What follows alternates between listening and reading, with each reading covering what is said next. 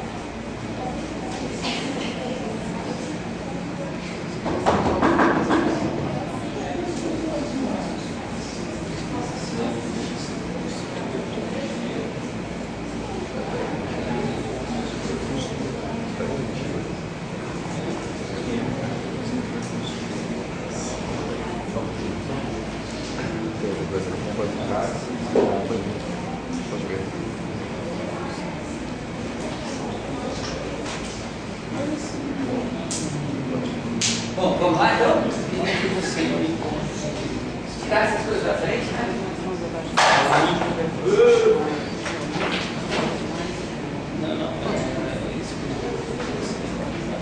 Olha, eu trouxe livros depois.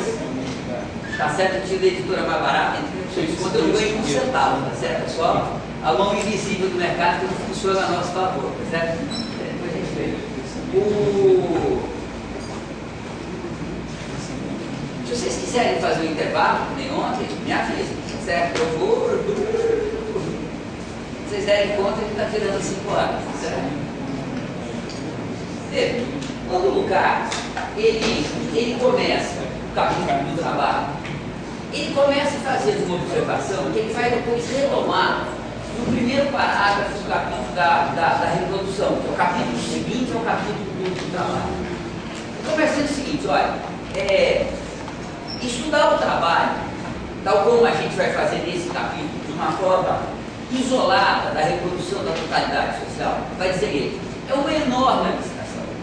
Porque o trabalho só existe como parte de uma totalidade social, portanto, ele só existe como uma forma de intercâmbio material com a natureza determinada pela totalidade social. Então, o trabalho, tal como a gente vai estudar nesse capítulo, é uma categoria rigorosamente universal, portanto está presente em todos os modos de produção, independente de serem mais primitivos ou mais desenvolvidos. Isso que a gente vai estudar sobre a categoria trabalho está, portanto, presente em todos os modos de produção, mas nunca vai estar presente desta forma exatamente como está aqui. Então vai dizer, esse estudo abstrato do trabalho não é o estudo do trabalho abstrato, tá certo? É um estudo, é uma abstração teórica, não é o trabalho abstrato, tá certo? Esta abstração teórica, esse estudo abstrato sobre o trabalho, ele possibilita a gente compreender os elementos universais mais simples que o trabalho tem, portanto, possibilita a gente entender como o trabalho é categoria fundante, mas está longe de demonstrar para a gente como é que o trabalho de coleta funda o modo de produção primitivo, o trabalho do escravo funda o modo de produção escravista, o trabalho servil, o modo de produção feudal, o trabalho proletário, o modo de produção capitalista. Então, ele vai dizer o seguinte, a gente vai realizar uma enorme abstração nesse primeiro momento, a gente vai tratar, né, o trabalho independente das formas sociais concretas, né, que existem lá na história. Então vamos tratar o trabalho dessa forma, e ao fazer isso, a gente vai ter acesso a uma série de elementos simples, universais, que existem em todo e qualquer trabalho, em todo e qualquer modo de produção, e isso possibilita a gente entender o que é o trabalho como categoria fundante, o que é o trabalho como aquela atividade que funda o ser social, que distingue o ser social da natureza. Mas ele vai dizer, isso está longe, está certo, de resolver, ou de esclarecer, ou de expor, explicitar todas as determinações da reprodução do ser social. Que depois vai ter a reprodução, a ideologia, a alienação, etc. Tranquilo? Então, o que a gente começa a fazer agora é isso, certo? Essa enorme abstração. O que é o trabalho do ponto de vista mais universal? O que é o trabalho do ponto de vista vamos dizer assim, desconsiderando ao máximo, tá certo? No limite das possibilidades, todas as determinações históricas particulares. O que é isso que se chama trabalho, que o Marx vai dizer que é a condição eterna da reprodução social, etc, etc. O que é isso? Então o Marx começa dizendo, olha, todo ato de trabalho é necessariamente, quer dizer, todo ato de trabalho se inicia necessariamente por uma teleologia.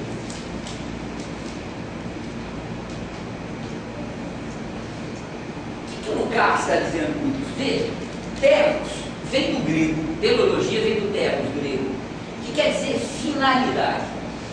Lukács está dizendo, todo ato de trabalho se inicia por uma finalidade. O indivíduo ou os indivíduos diretamente envolvidos, tendo em vista a situação concreta em que eles se encontram e a relação entre teleologia e a situação concreta, a gente vai ver logo em seguida, tá certo? Então, tendo em vista a situação concreta que eles se encontram, eles determinam que naquelas circunstâncias a melhor coisa a fazer é isso. E esta é uma determinação que ocorre na consciência, é uma determinação que ocorre idealmente. Veja, a teleologia, esta finalidade, ela vai ser construída na consciência primeiro, antes de ser construído no mundo objetivo. Então, essa teleologia, vamos imaginar, pegar um exemplo clássico, o cara decide, tá certo, que a melhor coisa é fazer uma chapa. Naquelas circunstâncias, naquela necessidade, né, naquela situação histórica concreta, a melhor coisa é fazer uma chapa. Veja, esse machado só existe na cabeça do cara. É um projeto ideal de machado. Ainda não transformou nada no mundo objetivo. É verdade, vocês podem argumentar comigo, vocês têm toda a razão. O indivíduo que tem um projeto de machado na cabeça já não é o mesmo indivíduo. O indivíduo que tem um projeto de machado na cabeça se transformou de alguma forma. É verdade. Mas essa transformação se limita à individualidade desse sujeito particular. Se o cara morrer, o projeto do machado vai para o túmulo com ele e ninguém vai saber que esse projeto estava na cabeça dele. Qual é a última teleologia que o Santos Dumont estava elaborando quando morreu? Sabe lá foi com ele para o túmulo. Percebe? É algo que pertence exclusivamente, absolutamente, à subjetividade desse indivíduo. Então, apesar do projeto do Machado, a elaboração do projeto do Machado, a teleologia envolvendo o Machado, apesar disso transformar de alguma forma o indivíduo, ainda, veja, não consegue transformar a realidade de tal modo que atenda às necessidades que levaram o indivíduo a pensar em fazer um Machado. Vou imaginar que ele, sabe lá eu, que ele é um ser humano primitivo lá no Nordeste querendo abrir coco, tá certo? Tá fazendo machado para abrir coco. Ele quer abrir o coco porque ele quer a laminha do coco, porque ele está com fome, ele quer matar a sede, tá certo? A ideia do machado não abre o coco. Por melhor que seja a ideia do machado, por mais que ele elabore, por mais que ele planeje, por mais que ele sofistique o machado, não tem a menor chance desta ideia que está na cabeça dele abrir o coco que está fora da cabeça dele. E se ele não abrir o corpo, a necessidade por água, por alimentação, etc., não vai ser satisfeita. Tranquilo? Então veja, para que este corpo seja aberto, é imprescindível que esta ideia, que só existe na cabeça do cara, saia da cabeça do cara, ganhe uma existência concreta fora da consciência, e a partir daí o indivíduo, utilizando esse machado, ele vai ser capaz de abrir o corpo. Então veja, essa ideia, ela tem que de alguma forma passar por um processo que transforme este machado, que é mera ideia, num machado que é um objeto. Objeto no sentido da objetividade, que existe fora da consciência, que não tem a sua existência limitada à consciência. Yes? Veja, o processo de transformação da ideia de Machado em Machado é algo extremamente complexo, porque envolve, veja, uma esfera da materialidade envolve a natureza, sobre a qual a consciência do indivíduo diretamente não tem nenhuma força.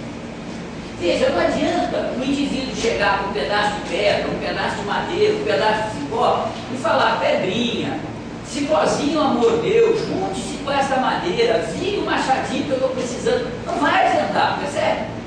Não, a consciência, ela não tem acesso à matéria que ela tem que transformar, a pedra, a madeira, o cipó, para fazer o machado. Ela não tem esse acesso. A única forma que a consciência tem acesso a essa matéria é através da matéria natural do corpo humano.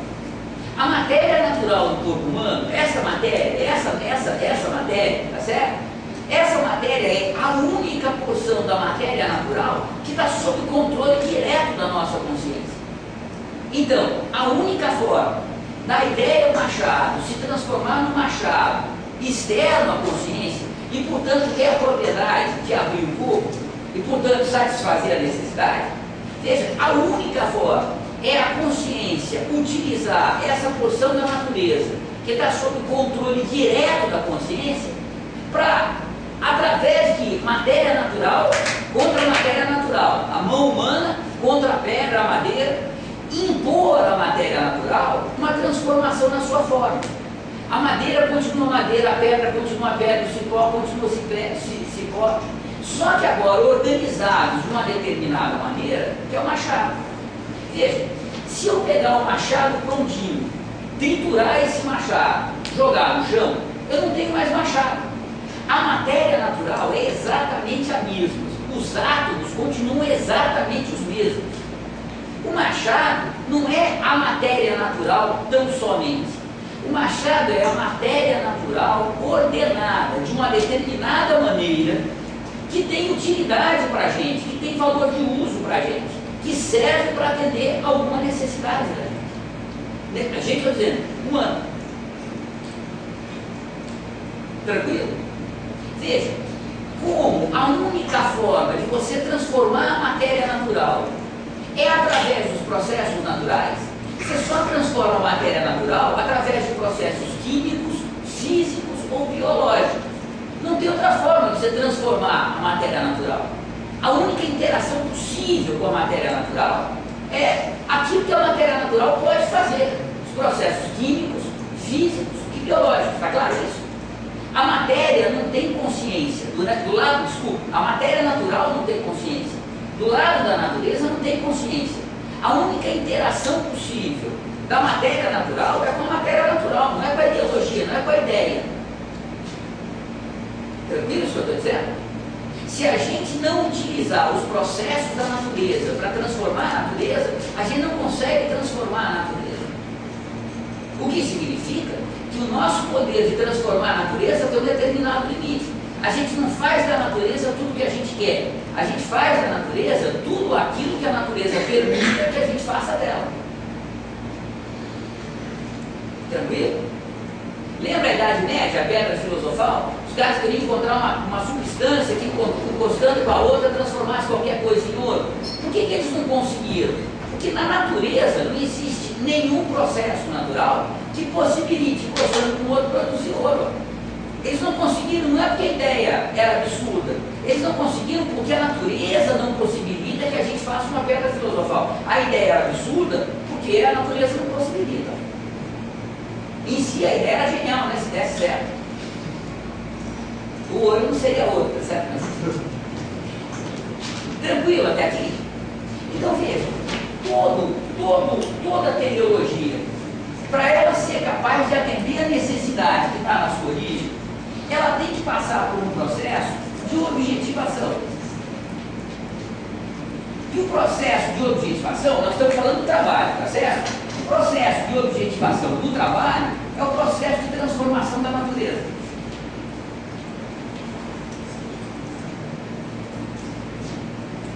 Tranquilo?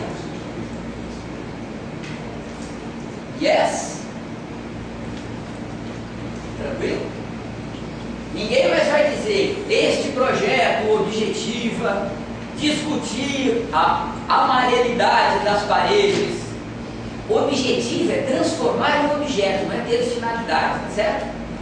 Então ninguém vai utilizar objetivar como sinônimo de ter por finalidade, tá certo? Isso é um erro feio. Se alguns professores de vocês fizerem isso comigo, ontologicamente isso é uma barbaridade, pessoal. Ou o senhor, né? Sabe qual é o gênero? E como aqui vocês sabem, né, que na Faculdade de Serviço Social do UFRJ, nós já estamos superando as barreiras do gênero. Vocês estão sabendo disso. Nós temos pela primeira vez um banheiro que é para homens e mulheres ao mesmo tempo. E há uma disputa de gênero. Os homens só conseguem ocupar o banheiro em massa, porque senão as mulheres não deixam. Né? É o banheiro aqui em cima, esses ferros, né? É bem difícil, né? Pode entrar, não, né? Tá bom, então, né? Aí quando as meninas vão entrar, pode entrar, não, peraí, estamos saindo, tá ótimo. Que crise que a gente vive, né, pessoal? Pior que fosse só crise de banheiro, tá bom, pior que crise de ideia, né? Se fosse só de banheiro, a gente resolve, né? Não é? Que crise, né? Que crise. Porque o processo de objetivação, então, é necessariamente um processo de transformação da natureza. No trabalho, processo de objetivação no trabalho é necessariamente um processo de transformação da natureza. Yes? Tranquilo? Veja, toda vez que a gente transforma a natureza, inserindo na natureza um objetivo, um objeto, que era uma teleologia e que agora é um objeto que é uma teleologia objetivada, tranquilo? Toda vez que eu insiro isso na natureza, veja, eu estou inserindo algo no mundo objetivo, no mundo que existe fora da consciência, que não existia antes. Veja, a natureza não vai nunca produzir machado. A natureza produz pedra, produz madeira, produz cipó, tá certo? Mas não tem, sabe lá, é uma árvore que produz machado, uma fonte que joga machado. A natureza não produz machado. Por mais que a natureza se desenvolva, ela nunca vai produzir machado. O machado só pode ser um produto humano a partir da transformação da natureza. Então, quando a gente insere no mundo objetivo algo objetivamente existente, algo que pertence ao mundo objetivo, mas que é um produto que só pode vir pela mão humana, é um produto que só pode vir com objetivação de uma teleologia, eu começo a inserir no mundo da natureza algo que não existia antes. Pense numa cidade. Veja, a cidade nada mais é do que uma longa cadeia, longuíssima cadeia de objetivações de teleologias, tranquilo isso? Né? O cara faz a rua, ele faz o poste, ele faz a luz, ele faz a casa, ele faz o banheiro, ele faz a porta, ele faz a ponte, ele faz o carro, ele faz a energia elétrica. Veja, é uma enorme cadeia de objetivações. Naquilo que você vai transformando a natureza, vai surgindo isso aqui chamado cidade. A cidade na qual a gente mora, na qual a gente habita, ou toda e qualquer cidade, é em larguíssima medida, portanto não é apenas, tá certo? Mas é em larguíssima medida natureza transformada. Ó, o prédio, a rua, a energia elétrica, a luz, a roupa, a comida, tá certo? Isso é uma longa cadeia, um longo processo de objetivação, né? uma longa cadeia de objetivações. Naquilo que isso vai acontecendo, você começa a ter, ao lado da natureza, uma porção do mundo objetivo, que apesar de ser natureza transformada, é uma porção do mundo objetivo que só pode ter existência pela ação da mão humana, que é resultado da ação humana, que é construto humano, que foi feito pelos seres humanos. Isso significa, veja, que o mundo objetivo começa a ser transformado. O planeta Terra, tá certo? Que era um planeta com determinadas características, começa a ter outras características à medida que esse processo de objetivação, essas cadeias de objetivação, elas vão se desenvolvendo. Se um ser extraterrestre tivesse passado no planeta Terra há 200 anos atrás e tivesse tirado fotografias da gente de dia e de noite, e ele passar hoje e tirar fotografias de dia e de noite, ele vai ver do espaço as transformações que o planeta passou. Hoje em dia, no espaço, você vê a iluminação, né, da região sudeste do Brasil, da região nordeste dos Estados Unidos, a Europa Oriental. Você vê do espaço a iluminação que a gente provoca aqui dentro. Então veja, ao lado da matéria natural, você vai inserir no mundo objetivo que, ao se tratar de trabalho, hein, que é natureza transformada e que só pode ser natureza transformada pela ação da mão humana, que é um construto humano.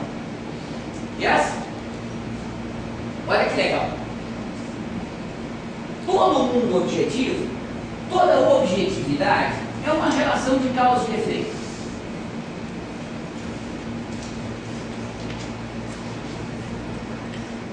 Tudo que existe no mundo objetivo é uma relação de causa e efeito. Sim? Tranquilo isso? Veja, eu tenho dois tipos, duas ordens de relação de causa e efeito. Eu tenho uma causalidade, uma relação de causa e efeito, que não é construto humano, que é dado pela natureza, que é resultado do desenvolvimento do universo. A matéria inorgânica vai se desenvolvendo do simples ao complexo, da origem da matéria orgânica, que vai se desenvolvendo do simples ao complexo. Lembra isso, Johnny? Então veja, na medida em que isso acontece, a gente tem uma relação de causa e efeito, a gente tem uma causalidade. Isso é o nome chique. A gente tem uma causalidade que é dada pela natureza. Mas ao lado da causalidade dada pela natureza, que a gente já encontra pronto a pedra, a madeira, a força da gravidade, o planeta, o sistema solar, o universo, né? Além daquilo que a gente já encontra pronto, que é a natureza, esse processo, esse resultado natural do desenvolvimento, tá certo? Além disso, ao lado disso, na medida em que a gente vai transformando a natureza, que a gente vai objetivando teleologias, a gente começa a inserir nessa causalidade dada uma causalidade posta. Posta por quem? Pelos seres humanos. Posta por nós. Posta pelas objetivações das nossas teleologias. Tranquilo? O fato de ser causalidade posta não significa que deixou de ser uma relação de causa e efeito. O fato da relação de causa e efeito ter início com a objetivação de uma teleologia, portanto, tem início por um ato que foi guiado pela consciência, não quer dizer que o resultado deste ato seja algo diferente de uma relação de causa e efeito. A gente transforma o mundo, ao transformar o mundo, aquilo que a gente criou de novo, vai se relacionar com o mundo como uma relação de causa e efeito. Não vai ter aqui dentro nenhuma teleologia, nenhuma consciência. Você faz um machado, o machado vai se relacionar com o restante do mundo como uma relação de causa e efeito.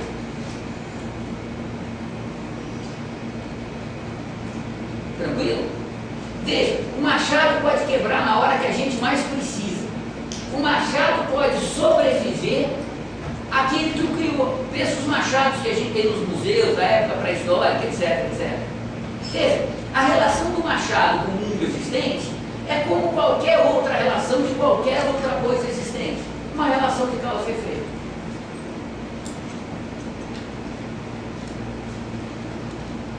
Tranquilo? Yes?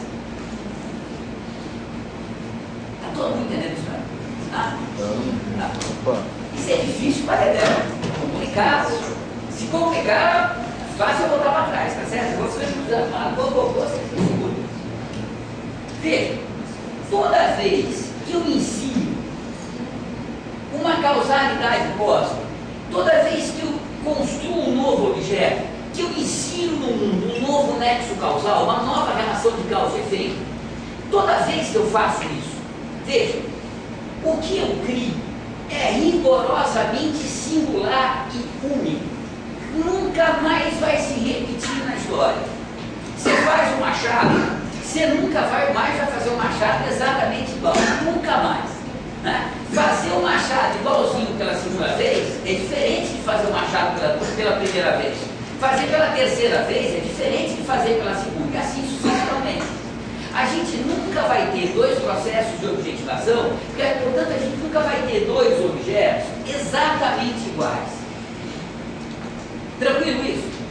Isso significa, veja, que todo o processo de objetivação, ele é rigorosamente singular.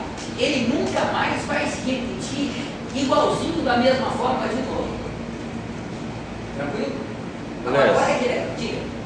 Mas isso modifica com a complexidade da divisão social do trabalho? De jeito nenhum. Modifica não.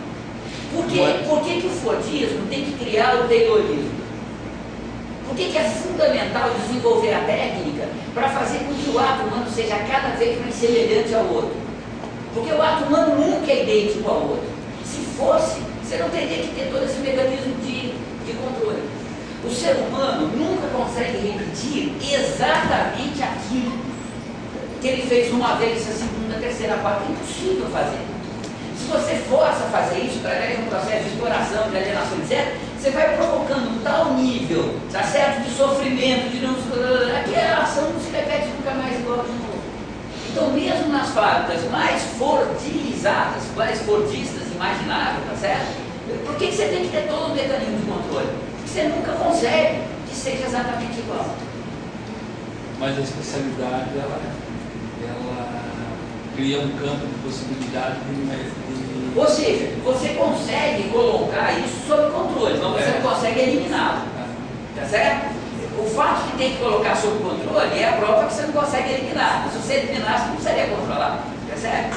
Então você pode parcelar o gasto, fazer coisa mesmo assim, né? Por mais que seja, e o resultado concreto é que uma parte das peças que foram produzidas assim vem com defeito. Você tem que jogar fora de alguma forma. E eu estou jogando de fora, porque não é o caso, mas na prática é real, a presença da sabotagem, né? Mas isso não vamos entrar, tem que entrar na luta de classe e tal, desconsiderando isso. Mesmo que o cara não queira sabotar, mesmo que o cara não queira, mesmo que ele queira fazer exatamente igual, é ontologicamente impossível, não tem como. E eu já vou, vocês vão já entender por quê, tá certo? Mas no dia a dia vocês sabem, não tem como. Se vocês vão escrever 2 vezes o mesmo poema, né?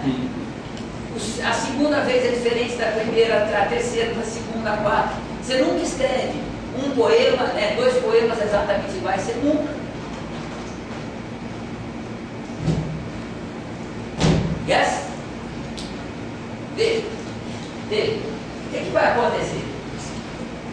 Na medida em que você tem esse processo de objetivação, veja, você tem a objetivação de uma ideia rigorosamente singular que vai resultar num objeto rigorosamente singular. Todavia, quando este objeto entra no mundo objetivo, ele passa por um processo de generalização, em 2 sentidos. Primeiro, se você pega uma parte da natureza, uma pedra, uma madeira, um cipó, e você transforma essa parte da natureza em um machado, vocês percebem que de alguma forma, esta pedra, esta madeira e este cipó vão interagir com o restante da natureza de uma forma diferente que eles interagiriam se tivessem permanecido na natureza, se não tivessem sido transformados em machado. Então, veja, esta porção da natureza que a gente transformou, transforma também a relação desta porção da natureza com o restante da natureza. E isso significa que esta porção da natureza agora tem uma relação com a totalidade da natureza que é diferente. Então, este machado que é singular, ó, ele passa agora a ter uma determinada relação com a totalidade da natureza. Ó. Mas mais diretamente e mais evidentemente, ele passa a ter uma relação com a totalidade da sociedade dentro da qual ele surgiu. Você faz um machado, vou imaginar que seja o primeiro machado. Né? A sociedade descobre o machado, a tribo descobre o machado, ela não consegue mais viver sem machado. Rapidamente um cara vê o outro com machado, o outro vai fazer, outro vai fazer, outro vai fazer. Na medida em que eles vão fazendo, vai melhorando o machado, vai desenvolvendo o machado desse tipo, daquele tipo, percebe?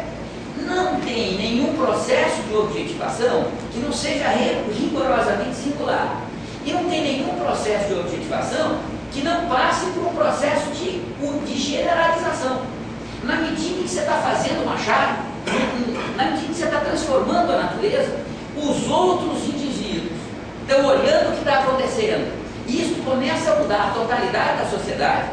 E ao mesmo tempo, você está transformando a natureza, você está transformando, de alguma forma, a totalidade da natureza. E uma parte da natureza vai agora ter uma relação com a totalidade da natureza diferente do que teria se você não fizesse o machado.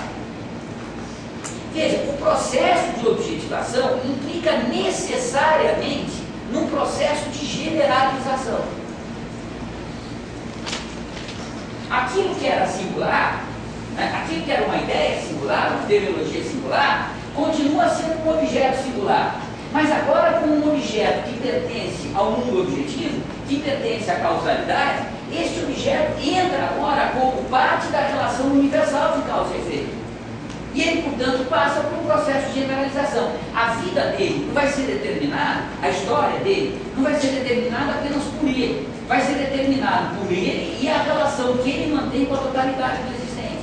Ele agora interfere e sofre interferências da universalidade, da totalidade do existente. Tranquilo? Então, todo o processo de objetivação, ele não só insere na causalidade dada uma causalidade posta, posso falar assim agora? Tranquilo?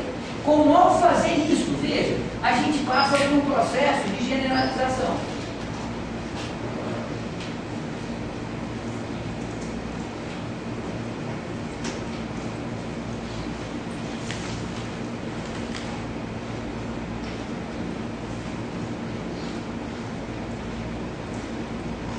Quer que eu repita isso? Está tranquilo? Veja, esse processo de generalização é um dado objetivo. O que eu quero dizer com isso? O que o Lukács quer dizer com isso? Essa generalização ocorre, ela existe, independente da gente ter consciência ou não. Esse processo de generalização não depende da nossa consciência para ele existir. Você constrói o machado, este machado, ele ganha uma dimensão universal. Ele vai se relacionar com a totalidade da natureza e a história dele agora é parte da história do gênero humano. Qual o processo de generalização? A gente tendo consciência disso ou não? Claro, se a gente tiver consciência disso, a gente vai tratar deste fato conscientemente, que é uma forma superior do que confrontar na vida com este fato de uma forma inconsciente. Mas, objetivamente, você tem um processo de generalização.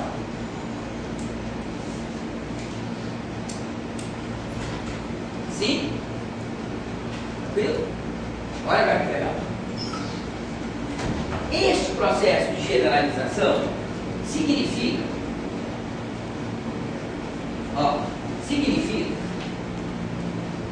que toda vez que eu tenho um processo de objetivação, além do objeto que eu crio também necessidades e possibilidades novas no plano da objetividade. A humanidade começa a fazer a Revolução Industrial na Inglaterra no século XVII, ela não tinha ideia, ela estava começando a fazer um buraco na camada de ozônio, o aquecimento global, ela não tinha ideia disso. Mas estava. Quando a humanidade começou a fazer o renascimento comercial e urbano lá na Europa, no século XI, XII, lembra? Crescimento das cidades, etc., a humanidade estava criando todas as condições possíveis e necessárias para explodir a peste bubônica. E eles não tinham ideia que eles estavam gerando essas necessidades e possibilidades.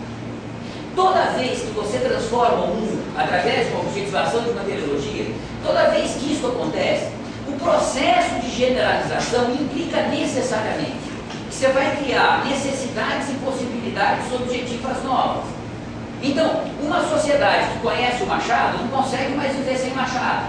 Ela começa a ter agora a necessidade de um tipo de pedra ideal para fazer o machado, de um tipo de madeira ideal para fazer cabo do machado, de um tipo de cipó ideal, coisa que ela não tinha necessidade antes. Tranquilo? Acho que todos nós aqui, talvez só eu que sou mais velho, acho que todo mundo aqui nunca fez tratamento dentário sem anestesia, por exemplo. Eu até os 10 anos de idade fiz sem anestesia. Primeiro dia que tomei anestesia, eu nunca mais na minha vida, tá certo? Abri a boca para o dentista antes de ter a injeção da anestesia na mão do cara, né? Antes de colocar o espelhinho, anestesia, tá certo? Não tem saída, tá certo? Toda vez que você tem um processo de objetivação, você necessariamente cria necessidades e possibilidades novas, que fazem parte daqueles nexos causais que são colocados por todo o processo de objetivação. Vocês não estão entendendo nada, né? Não. Estão entendendo? Rapaz, eu estou vendo tanta cara de pergunta, perguntem. Repito. É bom repetir. Aonde que pegou? Não, conversa. Para mim, Vai. foi desde a hora quando tu falou de causalidade cósmica. Ah, tá. Vamos lá. Veja, ó. Veja. Qual que é a diferença entre a esfera causal, o mundo objetivo, e o mundo subjetivo, o mundo da ideia? A diferença é que quando eu produzo uma ideia, essa ideia, ao ser produzida, ela não transforma isso daqui. Então vamos imaginar que, sabe lá, eu, está de noite, está frio, está escuro, a gente precisa de luz e calor e decide fazer uma fogueira. A decisão, vou fazer uma fogueira, não produz nem luz nem calor. Só é possível produzir luz e calor se este mundo objetivo for de algum modo reordenado para dentro dele você ter uma madeira mole que começa a pegar fogo mais rápido, depois coloca uma madeira dura em cima que vai demorar mais tempo para queimar, depois você faz uma fogueira. Veja, para você fazer uma fogueira significa que o que é o mundo objetivo, o que é esse mundo que existe fora da consciência, tem que ser transformado. E você tem que transformar esse mundo, porque a mera ideia não é capaz de atender necessidade por luz e calor. Então, se você precisa de luz e calor, você tem que fazer algo mais do que ter uma ideia da fogueira. Você tem que objetivar esta ideia em uma fogueira objetiva. Transformar a ideia, esse produto ideal, em um produto objetivo. Tranquilo? Veja, a natureza tem fogo, tem madeira, tem palha, mas a natureza não tem fogueira. A natureza tem incêndio, ela não tem fogueira. A fogueira é este processo natural ordenado de uma determinada forma que vai produzir uma determinada quantidade de calor e de luz determinado. Se for de mais, mata. Se for de menos, não mata a necessidade, tá certo? Não resolve a necessidade. Então veja, para você atender a essa necessidade, você tem que aproveitar aquilo que a natureza possibilita que você faça dela, e você tem que fazer isso de uma forma, de uma maneira que atenda a sua necessidade. Então veja, além do incêndio que existe na natureza, você passa a ter ao lado da natureza agora um incêndiozinho controlado, chamado fogueira, que só é feito pelos humanos.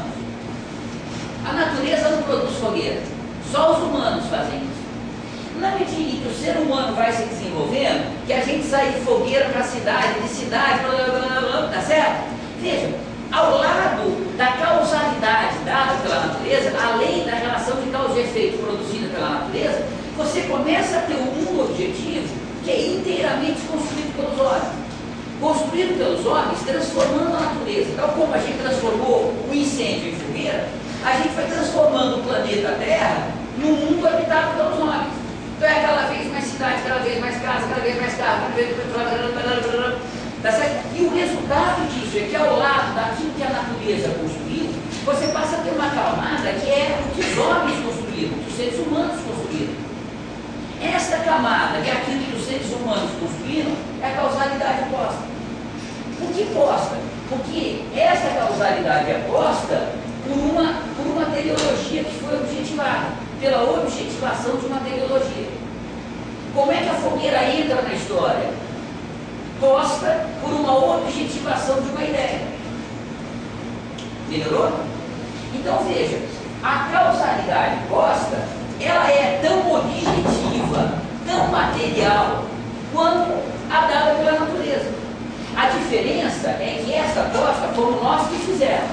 A dada foi a natureza que fez. Isso faz uma diferença. Por exemplo, a gente pode destruir uma cidade, mas a gente não pode destruir a lei da gravidade, por exemplo. Ou seja, a aposta, ela tem uma teleologia objetivada, tá certo? Mas ela em si, ela não tem consciência.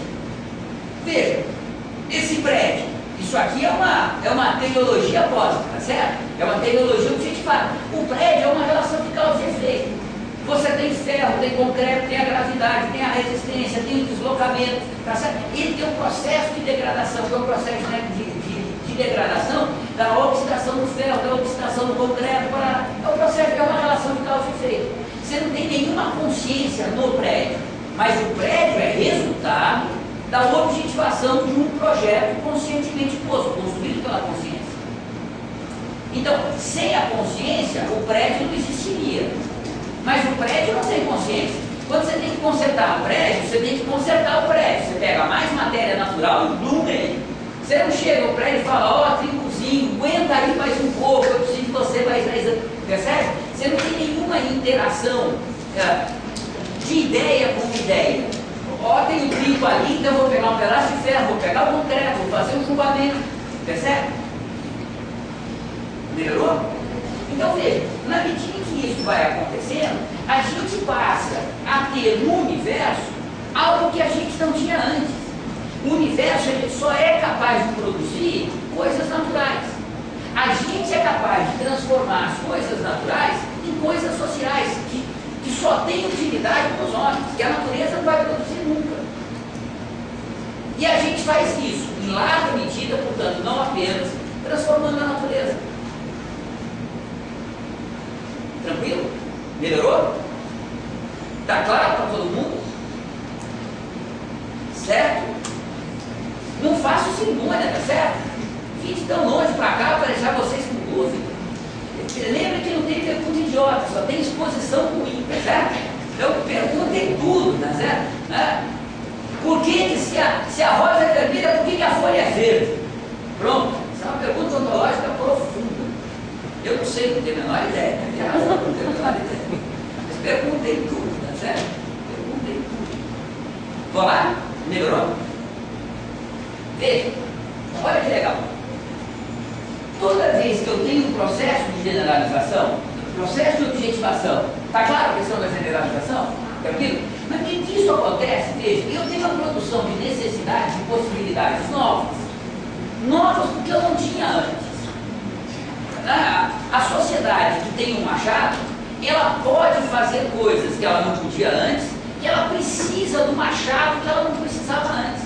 Agora ela precisa de um tipo de pedra, um tipo de madeira, um tipo de cipó. Ela precisa organizar a vida cotidiana para ao mesmo tempo produzir um machado e ao mesmo tempo explorar as possibilidades que o machado abre para essa sociedade. Então veja, você gera sempre necessidades e possibilidades novas. De novo, se a gente tiver consciência dessas necessidades e possibilidades, a gente vai tratar dessas necessidades e possibilidades conscientemente. Mas se a gente não tiver consciência, essas necessidades e possibilidades continuam existindo. Elas não dependem para existir da nossa consciência. Tranquilo? Yes? Pergunta? Você pode colocar a questão da generalização? Posso, claro, claro. Veja. Vou dar um exemplo de brincadeira, mas real, sério. Vou imaginar que dois indivíduos começam a namorar. Certo? Então, nós estamos falando de dois indivíduos, não tem relação. Só tem uma relação social mais simples, o indivíduo com ele próprio, tá certo? E assim mesmo é um mundo de complicação, né, pessoal? Só tem uma mais simples, tá certo? É do indivíduo com ele mesmo, tá certo? Porque, se você pegar dois indivíduos, e esses dois indivíduos se beijam pela primeira vez, então, não é um processo de greve, não é uma revolução, não é uma luta de classe, dois indivíduos se beijando, certo? Veja, você tem neste momento, o beijo é único. Você nunca vai ter esses dois indivíduos dando exatamente o mesmo beijo, porque as circunstâncias, as emoções são únicas, nunca mais vão se repetir. Veja, este beijo é rigorosamente um ato singular, mas ele insere na relação entre os dois indivíduos um nexo causal novo. O patamar de relação entre eles vai para o novo patamar. Você passa agora a ter uma relação afetiva, uma relação sensitiva, sexuada, diferente da relação que você tinha antes. E ao isso acontecer, veja, este ato singular, ele começa a ter nexos causais, começa a ter relação de causa e efeito, começa a ter consequências no interior dos dois indivíduos, da individualidade dos dois indivíduos. E o que está acontecendo no interior desses dois indivíduos começa a ser exteriorizado por esses indivíduos. Um gemido aqui, um gesto ali, um abraço aqui, um afastamento ali, né? Uma palavra aqui, né? uma expressão facial aqui ou ali. Percebe que você começa a ter outras objetivações. O que isso significa? Significa que este beijo, agora, ele passa a fazer parte da história de cada indivíduo e da relação entre os dois indivíduos. Como a totalidade é mais do que a soma das partes, lembra disso? A totalidade é cada uma das partes mais as inter-relações entre as partes. Então, na totalidade, você tem mais do que nas partes. A totalidade é mais do que a soma das partes. Então, veja, o que está acontecendo no interior de um indivíduo, o que está acontecendo no interior do outro indivíduo, isso se sintetiza numa totalidade. O namoro deles, o amor deles. E essa totalidade tem uma dinâmica própria, que em alguma medida independe do que cada um quer. Tranquilo? Você percebe como esse ato deixa de ser um ato isolado e passa a ser parte da história da relação amorosa desses dois indivíduos? Percebe o processo de generalização? Nada do que ocorre de objetivação pode se objetivar se não entrar na história de tudo que existe. Você objetivou, significa que saiu da sua cabeça e agora pertence ao mundo. E no mundo vai estabelecer relação, direta ou indireta, mais imediata ou mais imediata, mas vai estabelecer relação com tudo que existe. Só que você deu um exemplo agora que não é mais a objetivação, não foi um processo de transformação da natureza. Isso, não era mais o exemplo do trabalho, mas vale. É de relações sociais. Mas vale. Do ponto de vista do processo de generalização, pensem num jogo de futebol, pessoal. No jogo de futebol, ou melhor ainda, no jogo de xadrez. Né? Vocês têm, quando vocês têm o campeonato mundial de xadrez, vocês não lembram, eu vou botar para vocês que isso é lindo. Vocês não lembram do mundial de xadrez entre o Fischer e o Spassky? Claro que não, eu tinha 15 anos de idade. Lembra? Grande camarada. Lembra a vitória do Fischer com a defesa Pirk? É inesquecível, pessoal, é uma partida incrível de xadrez. A defesa Pirk, a defesa é sempre o movimento das negras, tá certo? A branca e o ataque. A defesa Pirk é uma defesa interessantíssima, porque dá num primeiro momento uma vantagem muito grande para as negras, mas em seguida as negras se arrependam, tá certo? Nunca ninguém tinha conseguido, num jogo de alto nível, ganhar uma partida com a defesa Pirk. Nunca, certo? Nunca. Quem estava jogando era o Fischer e o Spassky, finalzinho da Guerra Fria, tá certo? Atrás dos dois, uma equipe de enxadristas de primeiro, o Spassky era russo, o Fischer era americano, atrás deles, tá certo? Uma equipe de enxadristas de primeiro, tinham estudado os dois, todas as partidas do outro, um conhecia o outro profundamente, e o campeonato mundial de xadrez naquela época era aquele que conseguia um tanto de ponto de vantagem sobre o outro, então não tinha limite. Se ia jogando, lembro, tinha que ser 4 pontos de vantagem, ou 7 pontos de vantagem, uma vitória vale 2, um empate vale 1, era assim, tá certo? Então você tem que ter 7 vitórias, eu não me lembro, mas era 6 vitórias. Era uma quantidade enorme de partida, aquilo se arrastava por meses, tá certo? Então, além de você conhecer previamente o seu adversário, além de ter estudado todos os jogos, além de tudo isso, tá certo? Você ainda vai jogar meses, cara a cara com ele, tá certo? E eu não me lembro que partida lá, o Fischer sai com a defesa Pirk. Ele deixa o espaço tão pirado, e vocês lembram que tem um tempo que você tem que jogar, tá certo? Você joga e tem um reloginho funcionando. Que o espaço demora para responder as primeiras 3 ou 4 jogadas, o Fischer ganha uma vantagem de tempo, e o Fischer tinha descoberto uma saída que era muito interessante no meio do jogo, para contrabalançar a vitória, a força das brancas no meio do jogo. Pessoal, é uma partida linda. A partida termina depois de 8 horas, interrompe para continuar no dia seguinte. Quando interrompe, o Fischer estava a partida ganha. tá certo? Todos os comentaristas, naquela época era rádio, não tinha nem televisão, né? Os comentaristas, eles escutavam a BBC de Londres, né? Os comentaristas, olha, o Fischer está com a partida ganha, a próxima jogada é essa, o espaço vai responder assim, vai responder. O espaço tenta outra jogada, não dá certo, enfim, né? O Fischer ganha. Veja, o que você tem ali? Você tem dois indivíduos que só podem fazer uma coisa muito delimitadinha, né? É aquele tabuleiro com as regras fixas desde o final do século XVIII, tá certo esse? Tá certo? Desde o final do século XVIII que as regras não mexem. As regras são fixas, as mesmas. Os caras se conhecem profundamente, tá certo? Sabe que se ele coçar a cabeça assim, significa que está com vontade do banheiro, que as fezes vão sair assim, tá certo? Os caras conhecem tudo do outro, tá certo? E ainda assim está gravando. Tira isso depois. Tire isso depois, tá certo? Jamais disse uma barbaridade disso. Mentira de vocês, tá certo?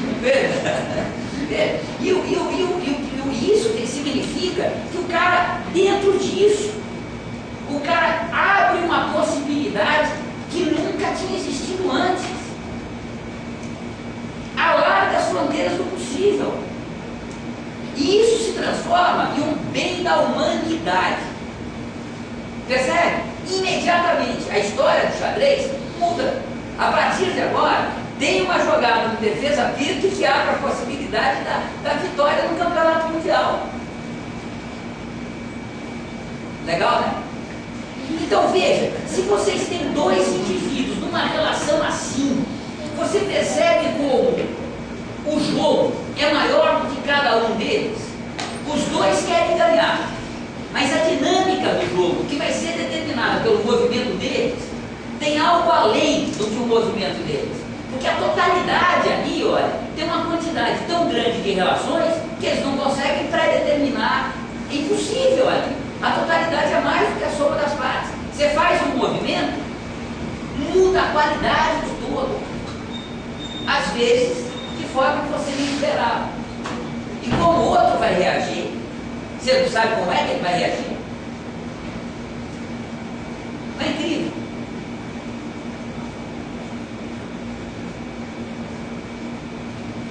Melhorou? Então veja, toda vez que você tem um processo de objetivação, necessariamente você tem um processo de generalização. Aqui